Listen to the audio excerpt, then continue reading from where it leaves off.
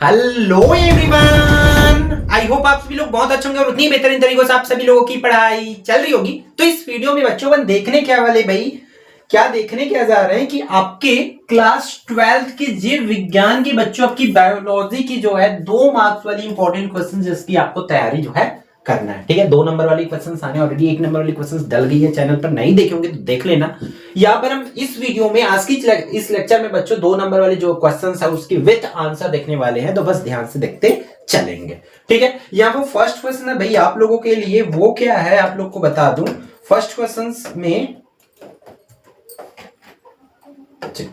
तो ये पहला ही प्रश्न बोल रहा है रजो निवृत्ति क्या है। तो इसकी देखो, इसको समझना है, बस आपको रटना नहीं है, है ना। प्रश्न क्लियर है आपको, रजो निवृत्ति क्या है। तो सिंपल सी बात है बच्चों, इन चीजों को बस समझते चलो। एक महिला है ना, उसके जीवन का यह प्राकृतिक चरण है। क्लियर है बच्चों, कोई भी महिला है उसके जीवन के एक प्राकृतिक चरण है जिसमें क्या होता है, उसके जो मासिक धर्म होते हैं बच्चों वो क्या हो जाते हैं, स्थायी रूप से बंद हो जाते हैं। ठीक है, जो मासिक धर्म होते हैं बच्चों वे स्थायी रूप से बंद हो जाती है। स्थायी ना, अस्थायी की बात नहीं हो रही, पूरी तरीके से मतलब कंप्लीट हो क्या हो जाती है, बंद हो जाती है। और वह गर्भवती होने के सक्षम जो है बच्चों नहीं होती है। ये चीजें क्लियर, ये प्राकृतिक चरण है। क्या याद रखना है, ये मासिक धर्म जो है भाई स्थायी रूप से क्या हो जाती है, बंद हो जाती है, जिससे वो क्या नहीं होते, गर्भवती होने में वो सक्षम नहीं होते हैं। ये चीजें आपको लिखना है। यह आमतौर पर किस उम्र में होता है उस पॉइंट्स को भी आप बता सकते हो चाहो तो, कि ये जो है आमतौर पर 40 से 50 वर्ष की उम्र में होता है। क्लियर है बच्चों, इसे ही फिर यहां तक लिख के भी आप बता सकते हो कि इसे ही रजोनिवृत्ति कहते हैं करके आप बता सकते हैं। या आप इस पे एक्स्ट्रा चीजें बताना चाहते हैं आगे बढ़ सकते हैं बच्चों। ये होती कैसे, जब अंडाशय एस्ट्रोजन और किसको भाई प्रोजेस्टेरोन से, है ना, हार्मोन का उत्पादन कम कर देता है ना। अब एक्चुअल में क्या होता है, ये सब प्रक्रिया, जब कोई इतना हार्ड वर्ड नहीं लिखना है तब आप सिंपल सी इन चीजों के बदले लिख सकते हो। जब हार्मोन के उत्पादन में कमी होती है, हार्मोन कम बनती है, तब ये क्या हो जाती है, जब हार्मोन कम मतलब हार्मोन जो है कम बनता है। क्लियर, और नींद की कमी होती है और जो मूड होती है वो स्विंग होती है। इस लक्षण जो है महसूस होते हैं, इसे तब माना जाता है जब लगातार 12 महीने तक मासिक धर्म ना आए। क्लियर है बच्चों, तो ये हम बोल सकते हैं आप आधे पॉइंट्स तक, मैं तो बोल रहा हूं भाई यहां तक भी लिखोगे तो भी चल जाएगा आपका, इतना चीज। क्लियर है बच्चों, तो इसको भाई आप लोग अच्छे से इसको समझते हुए बिना रटे आप इसको जरूर करेंगे, ताकि आपकी जो तैयारी है बहुत अच्छे से बच्चों हो जाए। भाई इसको अच्छे से लिख लेंगे भाई। ठीक है, मैं हटा देता हूं ताकि आपको चीजें स्क्रीनशॉट लेने वगैरह में पूरी चीजें आपको क्लियर हो पाए। ये हो जाएगा। ठीक है, अपन नेक्स्ट मूव ऑन करते हैं। अगला प्रश्न आप यहीं पर देख पा रहे हो स्क्रीन पर, वो क्या है बच्चों आप लोगों का, ये है भाई उत्परिवर्तन किसे कहते हैं। क्वेश्चन क्लियर है क्या, कि भाई ये उत्परिवर्तन नाम की बला है क्या, बस इसे आपको बताना है कि उत्परिवर्तन कहते किसे हैं। क्लियर है, इसके आंसर्स देख लेते हैं अपन। उत्परिवर्तन किसको बोलेंगे, तो देख लो भाई ध्यान से, है ना।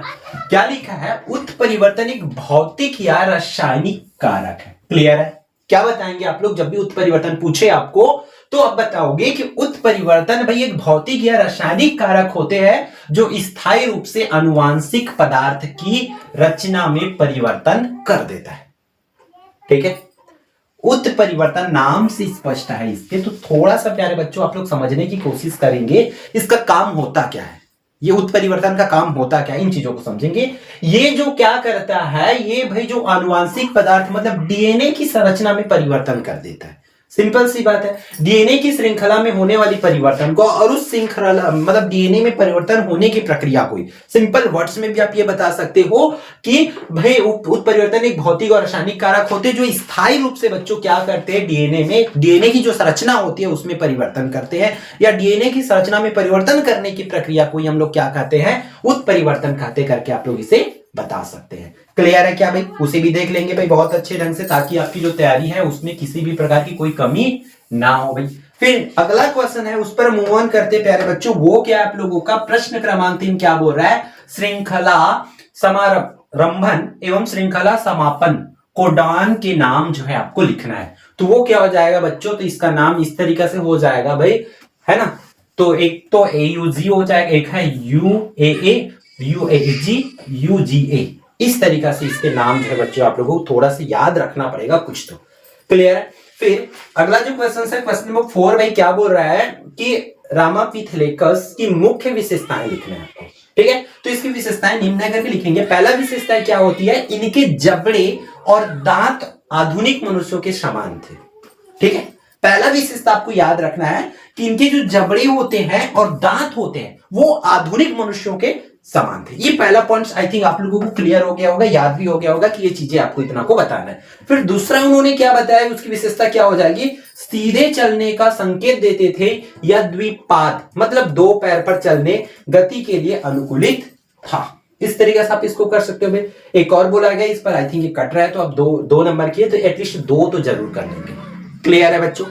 ठीक, अपन मूव ऑन करते हैं नेक्स्ट क्वेश्चन पर। वो क्या है आपका क्वेश्चन नंबर 5। क्वेश्चन नंबर 5 में क्या बोल रहा है, दूध से दही बनाने के लिए उसमें निवेश द्रव क्यों मिलाया जाता है, मतलब जामन बोलते हैं उसको, है ना, जामन क्यों मिलाया जाता है दूध से दही बनाने के लिए, जामन क्यों मिलाया जाता है, या उसमें थोड़ा सा जो दही मिलाते हैं ना बच्चों, दूध है, दूध जब जमाने की क्रिया करते हैं तो उसमें थोड़ी सी दही मिला देते हैं जिसको जामन बोला जाता है, वो क्यों मिलाया जाता है करके हमारे क्वेश्चन पूछा जा रहा है बच्चों।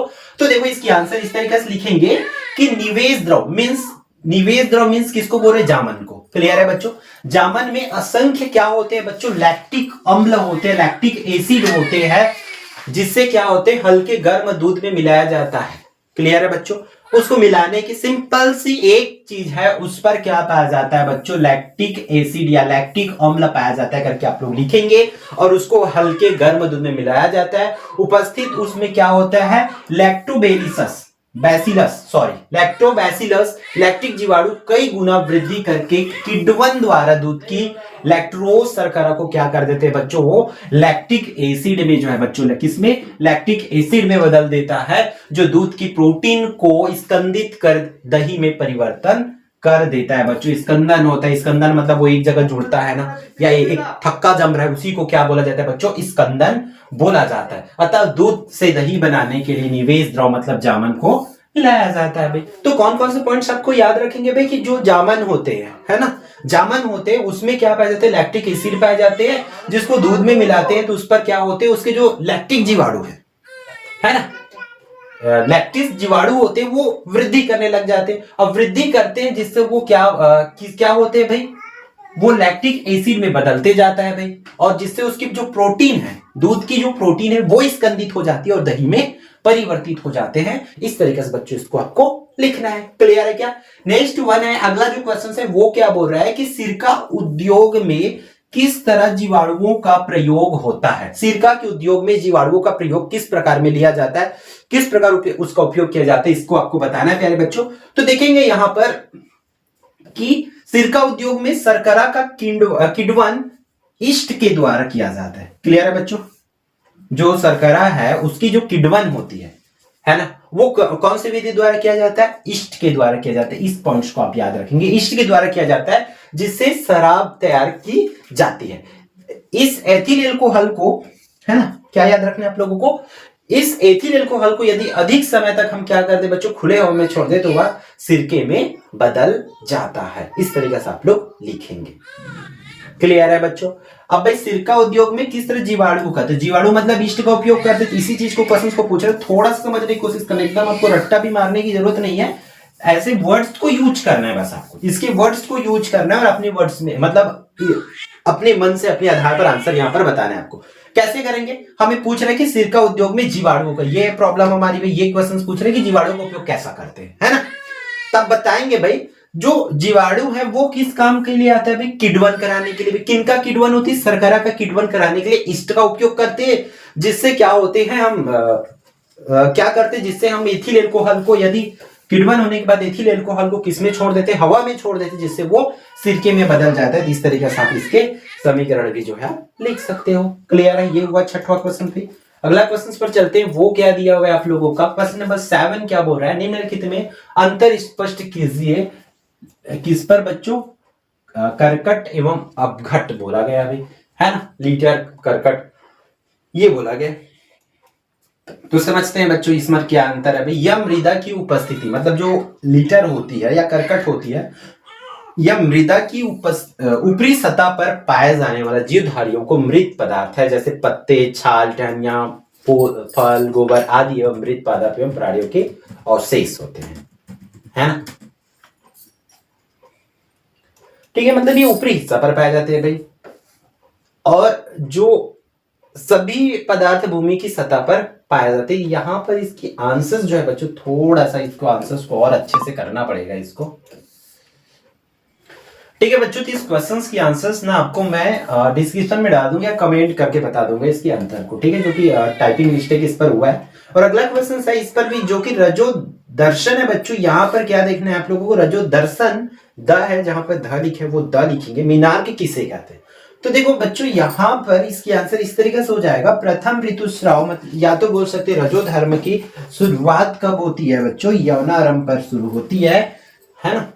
क्लियर है? तो इस तरीके से आप इसकी आंसर जो है लिख लेंगे। नेक्स्ट वन पर अपन मूव ऑन करते, वो क्या है, क्वेश्चन नंबर 9। ये क्या बोला जा रहा है कि व्युत्क्रम संकरण किसे कहते हैं बच्चों, ये आप लोगों को बताना है। तो व्युत्क्रम संकरण दो क्रॉस का सेट होता है, ठीक है। क्लियर है? क्या बताएंगे, जो व्युत्क्रम संकरण होती है बच्चों, वो दो क्रॉस का सेट है, जिसमें एक बार जो है पादप ए को नर तथा पादप बी को मादा जनक के रूप में उपयोग किया जाता है। क्लियर है बच्चों? एक बार में क्या करते हैं, जो मान के चलो पादप ए है उसको नर और पादप बी को मादा के रूप में, जनक के रूप में उपयोग करते हैं, तथा दूसरी बार में फिर पादप ए को मादा तो वो बलद के करते हैं। तो व्युत्क्रम संकरण में क्लियर है क्या बच्चों, मान के चलो दो लोगों का, इसका और इसका संकरण होगा, ए और बी का। तो एक बार में ये आपका क्या मेल है और एक बार में ये फीमेल है। फिर दूसरा बार में फिर से जब इन्हीं लोग का संकरण होगा तो ये वाली फीमेल रहेगा और ये वाली मेल रहेगा। इस तरीके से उसको चेंज करके बच्चों किया जाएगा, तब इस प्रकार का जो होती है। और ये कैसा होता है, इसको मेन चीज को याद रखना, ये क्रॉस सेट होती है, ठीक है बच्चों, ये क्रॉस सेट होती है। बस इन चीजों को दिमाग में रखेंगे। क्लियर है क्या? फिर अगला जो बोलना है आप लोगों को क्या है कि ऑन्कोजीनस जीन्स किसे कहते हैं, जो ऑन्कोजीन्स होती है वो किसे कहते हैं। तो बच्चों देखो, यहां पर कुछ विषाणवी जीन अनियंत्रित समसूत्री कोशिका विभाजन को क्या करते, प्रेरित करके क्या कर हो जाता है बच्चों, पोषक कोशिकाओं में कैंसर पैदा करते हैं। क्लियर है? क्या याद रखेंगे आप लोग, जो कुछ विषाणवी जीन होते हैं, है ना, क्या करते हैं, जो कुछ विषाणवी जीन अनियंत्रित समसूत्री कोशिका विभाजन को प्रेरित करके, ठीक है। सबसे पहले तो अनियंत्रित समसूत्री कोशिका विभाजन करते हैं, जिससे पोषक कोशिकाओं में क्या करते हो जाते भाई, कैंसर पैदा हो जाते हैं, और उन्हें ही क्या कहा जाता है, ऑन्कोजीन्स कहते हैं। इतना दिमाग में आप लोग जो है बच्चों रखेंगे। क्लियर है क्या? फिर नेक्स्ट वन है प्यारे बच्चों, वो क्या है, अपसारी विकास क्या होता है। तो अपसारी विकास को बच्चों यहां पर लिखेंगे कि एक ही प्रकार की संरचना का विभिन्न प्रकार के जीवों में विभिन्न आवश्यकताओं के अनुसार विभिन्न रूपों में विकसित होना अपसारी विकास कहलाता है। क्लियर है क्या? एक ही संरचना तो एक ही प्रकार का रहेगा भी, एक ही प्रकार की जो संरचना है बच्चों, विभिन्न प्रकार के जीवों में आवश्यकता, विभिन्न प्रकार की आवश्यकता के अनुसार विभिन्न रूप। क्या संरचना जो होती है, संरचना को आप क्या याद रखेंगे, संरचना जो होती है कैसे होती है, इसका जीव के आधार पर, फिर ये किस पर चला जाएगा, आवश्यकता, और ये फिर बच्चों किस पर चला जाएगा, रूप पर। मतलब इसी चीज को आपको ये शॉर्ट फॉर्म में बोलना है आप लोगों को कि एक ही प्रकार की संरचना का विभिन्न प्रकार जीवों के अनुसार उनकी आवश्यकताओं के आधार पर विभिन्न रूपों में क्या होना है, विकसित होना है। विभिन्न रूपों में विकसित होना ही बच्चों क्या कहलाता है, अपसारी विकास कहलाता है। इस तरीके से आप इसको लिखेंगे। क्लियर है बच्चों?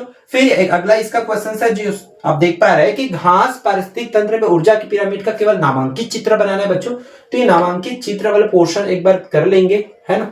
यहां इसको एक चित्र के माध्यम से, जो आप देख पा रहे हैं डेटा, इसको चित्र के माध्यम से आपको दर्शाना है, ठीक है। सूर्य शहर है, फिर वह द्वितीय को उपभोक्ता तृतीय को उपभोक्ता में आपको जाते हुए दिखना चाहिए इस तरीके से। फिर है चित्र, फिर आप यहां पर बना सकते हैं बच्चों। फिर अगला जो क्वेश्चन है ये लिख करके आप नीचे में चित्र बना सकते हैं। फिर अगला जो क्वेश्चन है क्या बोल रहा है, बाजार से खरीदा बोतल वाला फल का रस अधिक साफ व स्वच्छ किसके प्रयोग के कारण दिखाई देता है। देखो, हम लोग जो नॉर्मल जूस खरीद के लाते हैं मार्केट से, वो एकदम बहुत ही एकदम साफ और अच्छा दिखता है, जबकि हम लोग घर में जो जूस बनाते हैं वो तो उतना साफ और उतना अच्छा नहीं दिखता है, वो तो अलग अजीब ही दिखता है, पीने लायक लगता नहीं है। तो आखिर वो किसके कारण इतना अच्छा दिखता है, साफ दिखता है, ये बस आप लोगों को यहाँ पे बताना है भाई। तो क्या लिखेंगे बच्चों, बाजार से खरीदा गया बोतल वाला फल का रस अधिक साफ और स्वच्छ पैक्टी, क्या लिखेंगे, पैक्टिनेज तथा पोटीएज के प्रयोग के कारण दिखाई देता है। किसके कारण भाई, दो चीज है बच्चों, वो आप लोग याद रखेंगे। एक तो है भाई क्या आपका पैक्टिनेज और एक क्या है भाई प्रोटीएज, दो वर्ड याद रखेंगे इसका, फिर ये आंसर आपका हो जाएगा कंप्लीट। नेक्स्ट वन है बच्चों, वो क्या है, क्वेश्चन नंबर 14, क्या बोल रहा है कि दो कवक प्रजातियों के नाम लिखना है जिनका प्रयोग जो है बच्चों किसके लिए करते हैं, प्रतिजैविकों मींस एंटीबायोटिक के उत्पादन में किया जाता है। ठीक है, दो ठो कवक के नाम बताना है जिसका उपयोग एंटीबायोटिक्स के रूप में अपन करते हैं। ठीक है, तो कौन कौन से हो जाएगा बच्चों, यहां पर पेनिसिलिन, पेनिसिलिन हो जाएगा और पेनिसिलियम नोटेटम ये हो जाएगा, तथा आप लोग और भी लिख सकते हो पेनिसिलिन, ये आप नाम लिख सकते हो बच्चों। ठीक है, कैरिशोजीनियम ये कर सकते हो। फिर अगला जो है कोलोस्ट्रम किसे कहते हैं, ये आप लोगों को बताना है। तो दुग्ध श्रावण के प्रारंभिक कुछ दिनों तक जो दूध निकलता है, क्या बच्चों, दुग्ध श्रावण के प्रारंभिक कुछ दिनों तक जो दूध निकलता है उसे खीस या कोलोस्ट्रम कहते हैं बच्चों, ये याद रखना, दूध श्रावण के प्रारंभिक दिनों में निकलता है उसे। प्रश्न क्रमांक 16 क्या बोल रहा है, क्रॉसिंग ओवर किसे कहते हैं या क्रॉस ओवर किसे कहते हैं, ये आप लोगों को बताना है यहाँ पर। तो जब भौतिक आदान प्रदान को जो समजात जोड़े के क्रोमोसोम के असहजात क्रोमेडियस से क्या करते हैं बच्चों के अंशों के बीच होता है, उसे क्रॉसिंग ओवर कहते हैं या कहलाता है, इस तरीके से बताएंगे। फिर नेक्स्ट वन है हाउस कीपिंग जीन को स्पष्ट करना है बच्चों की हाउस कीपिंग जीन क्या होते हैं, कि इसको कहा जाता है। तो वे जीन होते जो शरीर के सभी कोशिकाओं को स्वयं को सतत रूप से प्रदर्शित करते हैं। ऐसा इसलिए होता है क्योंकि इनके उत्पादन से हमेशा आवश्यक होते हैं बच्चों, इस तरीके से इसको करेंगे। नेक्स्ट वन है प्यारे बच्चों, वो क्या है, इसका उदाहरण भी दिया हुआ है, जैसे कि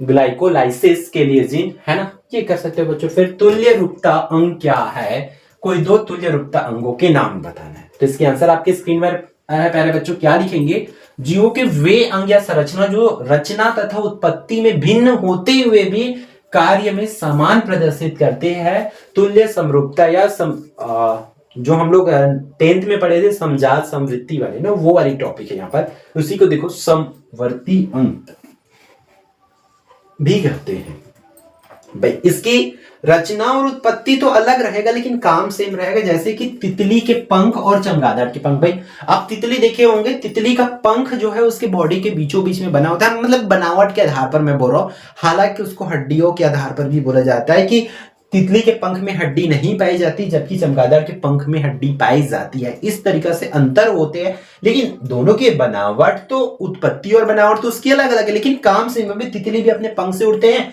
और चमगादड़ भी क्या करते हैं बच्चों, अपने पंख से ही उड़ते हैं। इस तरीके से आप इसको लिख सकते हैं। क्वेश्चन नंबर 19 क्या बोला गया है कि प्रतिजैविक क्या है, ये आप लोगों को बताना है। तो प्रतिजैविक एक ऐसे रासायनिक यौगिक होते हैं जो सूक्ष्म जीवों से प्राप्त किया जाता है। प्रतिजैविक के बारे में क्या बताओगे कि प्रतिजैविक भी एक रासायनिक यौगिक है, वो हमें किससे मिलता है, सूक्ष्म जीवों से प्राप्त होता है। इनका उपयोग कब करते हैं भाई, सूक्ष्म जीवों की वृद्धि को रोकने अथवा नष्ट करने के लिए प्रतिजैविक का उपयोग किया जाता है। यहाँ पर उसके उदाहरण है। फिर अगला जो क्वेश्चन है वो भी आप देख सकते हो भाई, यहाँ पर अगला जो क्वेश्चन दिया हुआ है वो क्या हो जाएगा आपका, इस तरीके से देख सकते हैं। प्रश्न क्रमांक 20 है आप लोगों का, क्या बोल रहे हैं कि क्या सूक्ष्म जीवों का प्रयोग ऊर्जा के स्रोतों के रूप में किया जा सकता है ना, क्या मतलब, हम क्वेश्चन समझो यहाँ पर, क्या सूक्ष्म जीवों का उपयोग हम ऊर्जा के रूप में कर सकते हैं, ऊर्जा स्रोत के रूप में, कि हम क्या सूक्ष्म जीवों से ऊर्जा ले सकते हैं, कैसे, इस चीज को आपको यहाँ पर एक्सप्लेन करना है बच्चों।